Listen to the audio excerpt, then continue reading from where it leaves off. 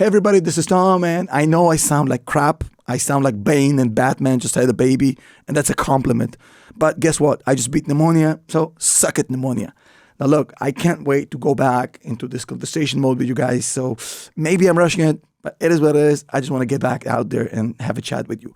Now, in today's video, I want to cover Tesla, Michael Burry's new warning, Hindenburg Research dropping a huge bombshell, Google, Microsoft, and Boeing, some important updates. Now look, before I start this video, I gotta update you about something important. I've been watching The Last of Us on HBO Max. Huge fan of the video game, by the way. My bathroom just locked itself. There's nobody here. So instinctively, I ran to the kitchen to grab a knife. And then I realized the latch broke. And then I realized I should not be watching The Last of Us in the middle of the night. Fabricating a shiv in the kitchen. Oh my goodness. Anyways, let's start with Tesla real quick. Tesla's reporting earnings today. Huge day. Look, not going to be a lot of surprises. 25 or so, just under 25 billion of revenues, about just under 4 billion of profits. Not a lot of surprises. Everybody's talking about recessionary fears. Competition is coming. Elon Musk is, hurting the brand. And what are the interest rates going to do to Tesla? Price drops, EV tax credit, all of this is already on the table. The truth is very simple. For the people who actually trade Tesla around earnings, which I don't, it's very simple. The numbers are good, the stock is going to fly. The numbers are bad, the stock is going to drop like a stone. Simple. What I'm curious about is two things that I don't think get covered a lot and are even more important than this short-term nonsense. The two things I'm looking at is, number one, will Tesla provide a proper succession plan to show there's a limited key man risk with Tesla? It's not all about Elon. It's not a one-man show. It's been already on the kind of docket for a long time. Institutional investors are looking forward for something like that. Maybe now is a good time to actually showcase that. More importantly, I want to look at the buybacks. Will Tesla announce buybacks? And I'm not rooting for one way or the other. I know Gary Black wants them. I know other people are not so sure that that's the right way to spend Tesla's money, maybe more factories or whatnot. But here's why buybacks are important. Buybacks, essentially, was the company actually buying back its own shares. It's a vote of confidence. Now, for me, Elon Musk is one of the smartest people on the planet. So what Elon does here is very important. Now, in October, Elon said, we're going to probably implement share buybacks in the realm of $5 to $10 billion in 2023. Now, he said it. Now, the reason that I'm curious to see what he's actually going to do, if he's going to follow through or not, is not because I want to name call him a liar, which some people have made a career out of, is because I want to see what he thinks about the recession. If Elon Musk says anything about this that basically eliminates his previous statement and he backtracks on it, basically tells me that he thinks a recession is coming and it's going to get worse. And if that's the case, there's no sense in buying back shares now. If things are about to get much worse, why would we buy back shares now when everything is about to get worse?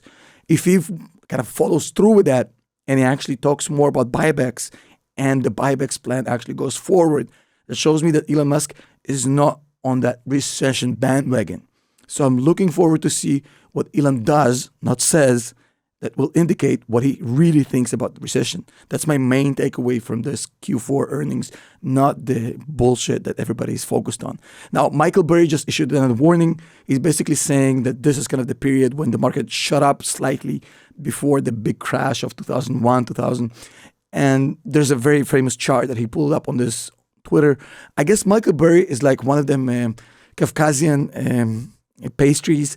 Some people love them and swear by them, these pastries, and some people just hate them. Some people love Michael Burry and love his predictions. Other people absolutely hate him. I think he's been right a lot. He's been wrong a lot, but at the very least, it's very entertaining. I don't know if he's right or wrong, but let me tell you what. He's definitely in love with the attention we're all giving him, and I absolutely love it because I totally get where he's coming from. Is this a reasonable prediction? Yes. Is it possible? Yes. And is the indicators there to showcase that what he's saying is correct? Yes. Will it happen? I don't know, but guess what? I'm not Michael Burry. I don't have to make this prediction. Now, another company that thinks that Michael Burry might be right is Google. Google is laying off 12,000 employees, 6% of their workforce. You don't do that as Google because of the PR nightmare you're going to have, as you've seen over the past few days, unless you are 100% certain recession is coming, because Google is now not looking so hot. Now, it tells me that Sundar and Sergey and the entire management team in Google, they think that it's really going to get bad because this is the sort of decision you kind of make with the founders. So a 6% cut is usually not something you do unless you're convinced of a recession. So we know where Google is at.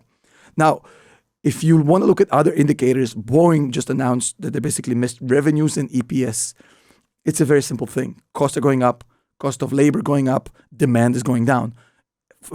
Flights and airlines have always been a leading indicator in the recession. So whenever things get really, really bad, airlines are the first one to get hit. It's the first thing that people stop doing. Luxury, travel, and all that stuff is the first thing that actually suffers. So you can already see that Boeing is showing slight signs of a pre-recession environment.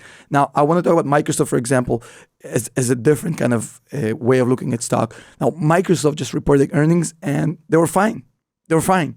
Nothing out of the ordinary.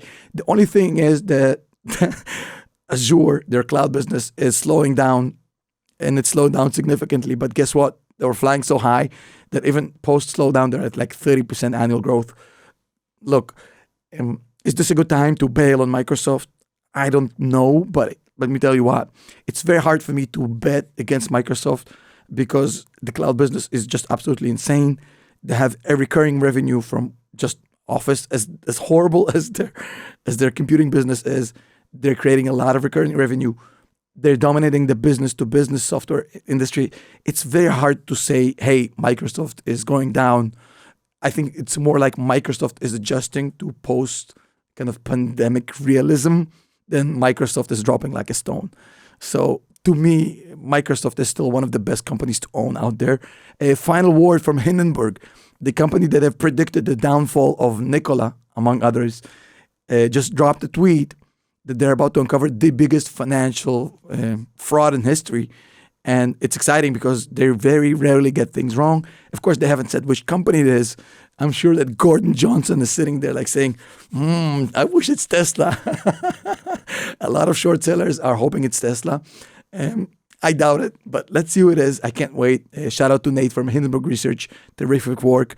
We made it through this video, and I still have my voice.